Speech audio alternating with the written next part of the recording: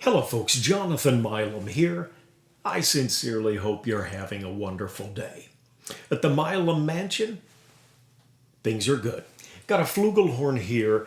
It's probably what you'd call a budget flugelhorn or a doubler's flugelhorn.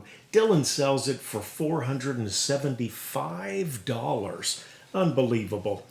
I think it is one of the best playing flugels I've had as far as intonation goes. As far as tone, I think it's very comparable. I certainly think it's about the best bang for your buck that I've run across. Very, very impressive. Going to get right into playing. It does take a Bach taper, and I'm using a Marcinkiewicz piece here. What is this? I won't be able to be, I guess I can read that. It is the Model 7 FLD. And really, I hope these mouthpieces do it justice. Very fine flugel here. I'm just going to try and play a little of Brahms' Lullaby, long tones. You know, generally what I think of when I think of the flugel. This has got the red brass bell. You can see the contrast to the yellow brass here. And we'll talk more about it in just a moment.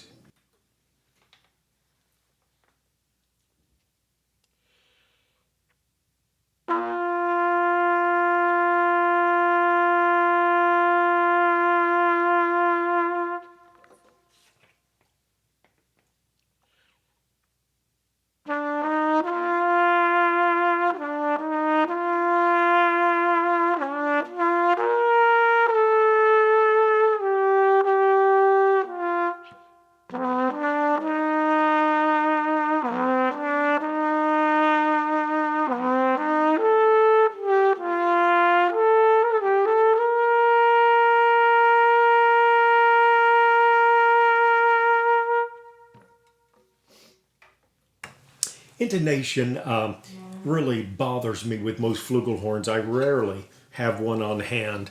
I'll take, if I'm going to play out in a church, I'll take a cornet with a big drill mouthpiece, like a Curry vintage cornet. That'll be my mellow sound. And then I like the trumpet with a little brighter sound.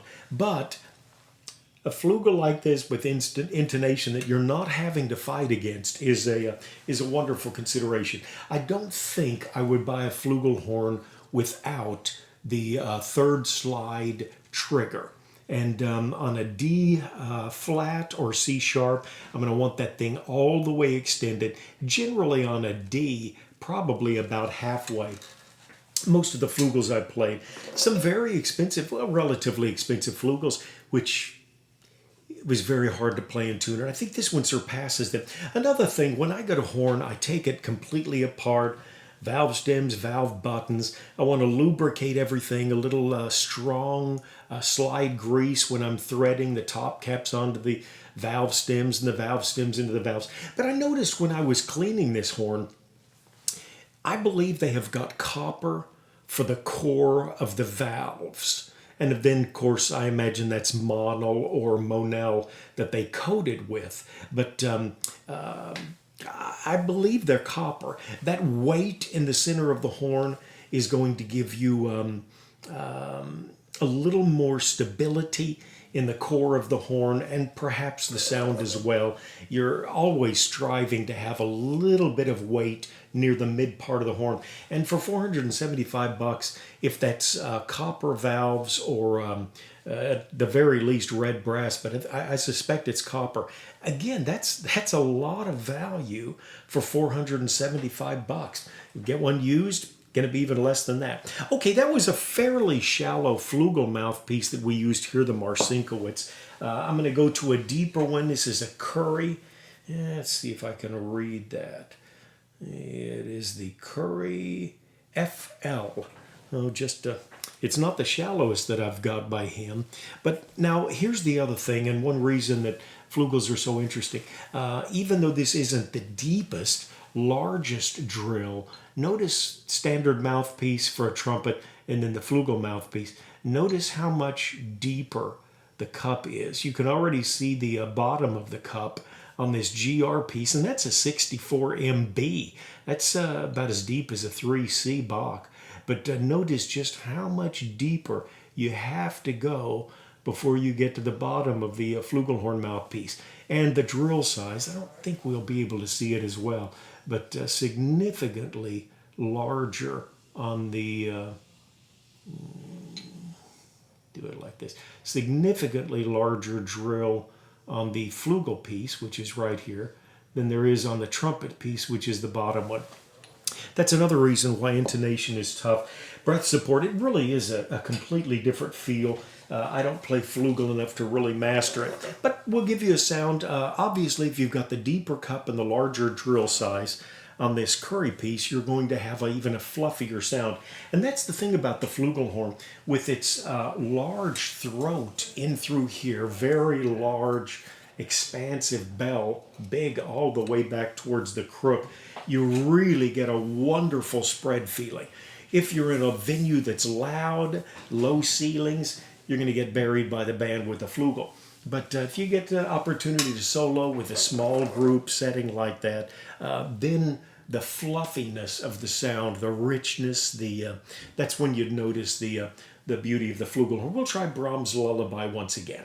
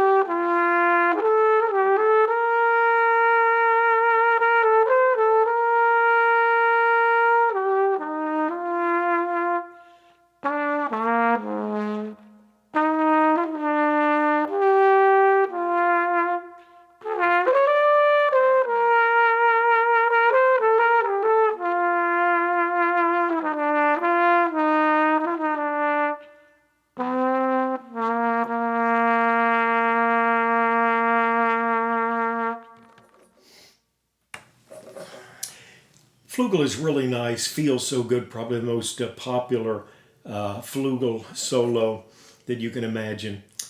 Very, very nice piece with a lot of range, I'll add. I'll just try and bebop around a little to get you, give you an idea of what the flugel sounds if you're moving it a little more briskly.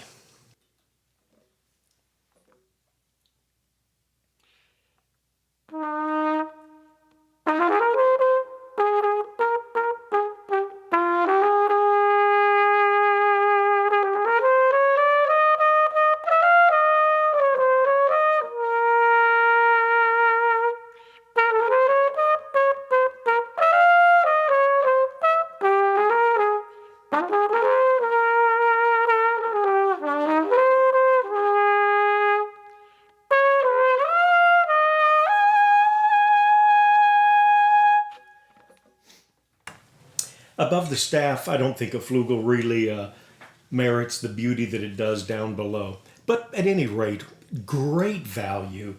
Dillon put out a wonderful product at a very reasonable price. Again, $475.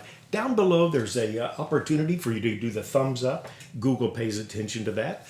And so, unfortunately, I need to as well. There's also a subscribe button. Seems like we've got an endless flow of horns coming through here. The next trumpet that will probably, oops, it's a flute.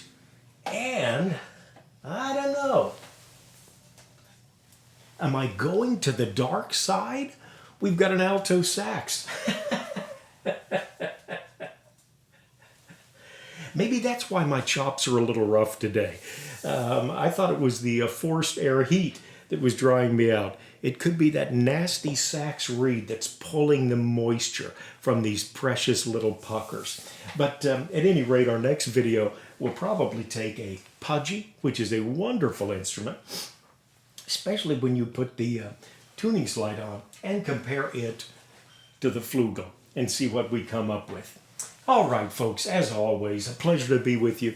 Take care of yourself and someone near you.